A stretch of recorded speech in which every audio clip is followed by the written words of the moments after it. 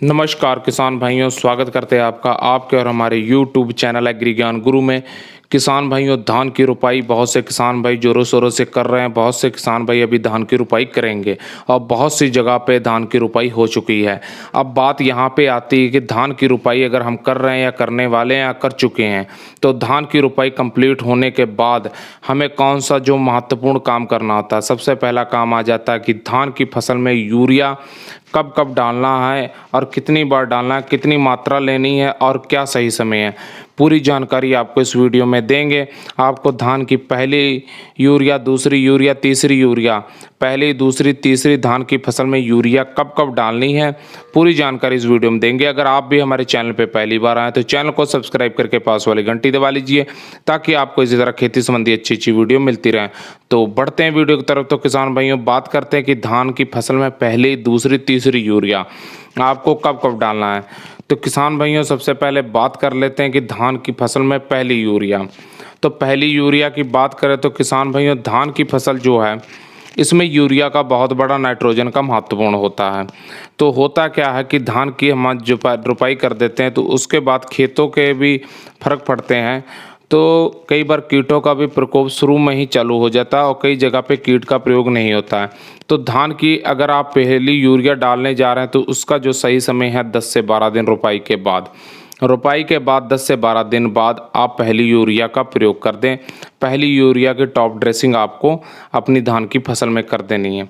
जब भी आप धान की फसल में पहली यूरिया डालने जा रहे हैं तो आपको साथ में लेना क्या है, आप जाइम या किसी टॉनिक को ले लें और साथ में 500 ml क्लोरोपाइरीफास साइप्रामेथ्रिन इसका प्रयोग जरूर करें। और इसके साथ ही आप 30 से 35 किलो यूरिया में जाइम या कोई टॉनिक और 500 ml क्लोरोपाइरीफास साइप्रामेथ्रिन प्रति एकड़ के हिसाब से 35 किलो यूरिया में मिलाकर आप इसकी पहली टॉप ड्रेसिंग अपनी यूरिया में कर दें।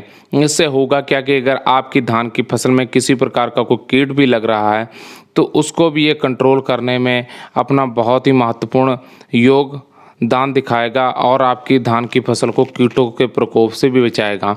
अब बात आ जाती है दूसरी यूरिया की। किसान भाइयों, जो हमारी दूसरी यूरिया है वो हमें जो भी है जब भी देनी है, यानी कि जो 10 से 12 दिन बाद हमें पहली यूरिया के 10 से 12 दिन बाद और धान रुपाई से तकरीबन 20 से 22 दिन बाद आपको दूसरी यूरिया का प्रयोग करना। दूसरी यूरिया का आप जब भी प्रयोग कर रहे हैं 40 से 45 किलोग्राम प्रति एकड़ के हिसाब से आपको यूरिया लेनी है और साथ में आपको जिंक सल्फेट लेनी है या फिर मोनो जिंक लेनी है।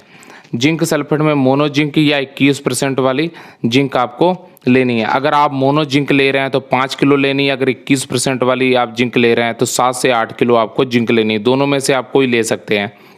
और साथ में किसान भाइयों, आपको WDG वाली सल्फर लेनी है और साथ में आप जाइम भी किसी कंपनी का अच्छा ले सकते हैं। सल्फर आपको लेनी है, जाइम लेना है और मोनो जिंक या 21% वाली कोई एक जिंक लेके 40 से 45 किलो यूरिया में मिलाकर प्रति एकड़ के हिसाब से आप इसका छिड़काव कर दें। अब बात आती है तीसरी यूरिया की।